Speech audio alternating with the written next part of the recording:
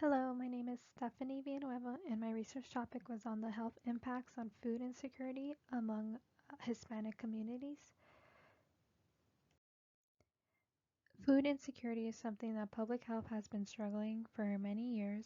Food insecurity does not mean that someone may be going hungry, but that they don't have the financial means to purchase healthy food.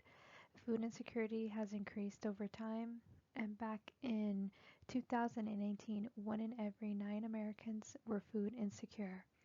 Food insecurity can affect anyone, but it's mostly prevalent in minority groups. This includes the top main two, which are the Black and Hispanic communities. So, focusing on where food insecurity affects the most, the Hispanic community is the one that is most affected. The Hispanic community here in the US is pretty large and makes up quite a large portion of the US population as well. Hispanics are also much more likely to be food insecure than non Hispanic white Americans. I'll go into this more in a later slide, but food insecurity can cause some health complications. This can include having higher blood pressure, malnutrition, high rates of chronic disease, diabetes, and for children, it can hinder their growth and development. So, overall, why is this such an important issue in public health? Because it's been a prevalent issue for many years and can be short term and even long term. So, there are families that have been living like this their entire lives, and it just can't be good for their health. It is also affecting our minority groups here in the US mostly, and about 31% of low income households are food insecure. So it's an issue that is still there, and many public health officials are still trying to battle it. One of the big impacts is the built environment that contributes to food insecurity. Neighborhoods that are located in lower income communities have higher rates of food insecurity. They also have little to no access to get to supermarkets or farmer markets, so they have little access to healthier foods.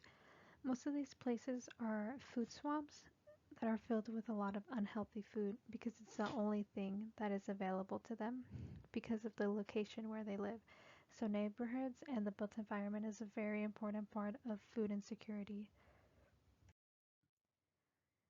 Food insecurity has such an impact on public health that the government food assistance programs have been created.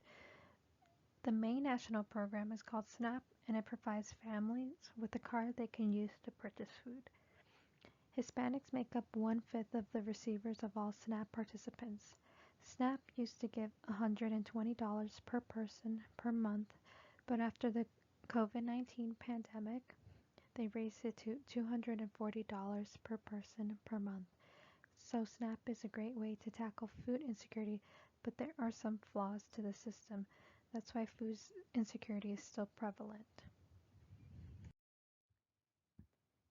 The effects of food insecurity on health can be risky. People that are food insecure are more likely to develop chronic disease. They are also more at risk of being overweight or become obese. They can have conditions like high blood pressure, diabetes, that are both prevalent in the Hispanic community. And for the Hispanic youth, which is really important because it hinders the way they develop with their mental health. Children are overweight can also make them at risk for being obese when they are adults. 69% of United States adults are overweight and obese. The prevalence of obesity in Hispanic women is 77% and in Hispanic men 79%. In the nutrition examination survey, Hispanic participants' rates were 77.1% being overweight, 42.4% being obese, and 57% having central obesity. The participants who had obesity rates also seemed to have diabetes, high cholesterol, hypertension, heart disease, and arthritis. Hispanic Americans are almost 50% more likely to develop diabetes at a younger age as well. 22.9% of Hispanic men have high cholesterol, and women being 19.1% 31%. The COVID-19 pandemic has had huge issues on the Hispanic community.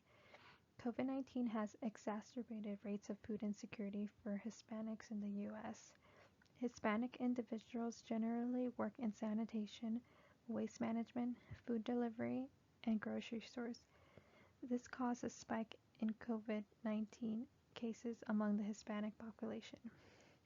The pandemic had also caused increased hardships to Hispanic households since they weren't able to work or make enough money to have access to food and other essential products. When the pandemic hit, the rates of food insecurity drastically increased, with 31 of Hispanic families reporting to have low food insecurity during the time, compared to non-white Hispanics, which was 26%.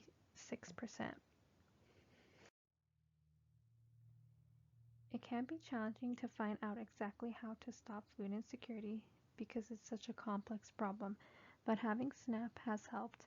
I believe that strengthening our food programs that exist now can help more people than what we're helping now, looking at it in a more ethical approach, so that means that all people would have the right to it and access to it, since some immigrants can't receive it or even have access to it.